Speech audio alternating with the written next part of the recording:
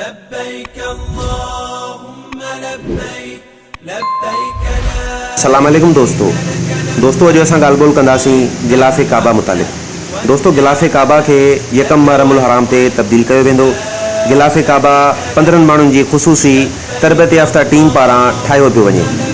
कसवा factory जे मुताबिक़ गिलाफ़े काबा ते लिखियल क़ुरानी आयतुनि खे सोने ऐं चांदीअ सां लिखियो वियो आहे। दोस्तों जंहिं कंपनीअ में गिलाफ़े काबा तैयार पियो थिए उनजो नालो कसवा आहे। कसवा फैक्ट्री इंतज़ामिया मुताबिक़ गिलाफ़े काबा जी तैयारीअ लाइ 120 किलोग्राम सोन, 100 किलोग्राम चांदी ऐं 670 किलोग्राम रेशम जो इस्तेमालु कयो वियो आहे। गिलाफ़े काबा जी तैयारीअ लाइ ऐं उनजे सिलाईअ में महारत रखंदड़ माण्हू हिसो वठंदा आहिनि। नई गिलाफ़े काबा जी ज़ाहिरी शिकिल पिणु इंतिहाई शानदार ऐं मयारी तर्ज़ ते तैयार कई वई आहे। दोस्तों वधीक बहितरीन वीडियोज़ ॾिसण जे लाइ मुंहिंजो channel Salman Ishani official subscribe कंदा, लाइक कंदा ऐं वीडियो खे ज़रूरु शेयर कंदा। महिरबानी। ऐं उन सां गॾु दुआ आहे त अल्लाह पाक असां सभिनी खे पंहिंजे घर मक्का मदीना जी ज़ियारत नसीब करण जी तौफ़ीक़ अता फ़रमाए। आमीन।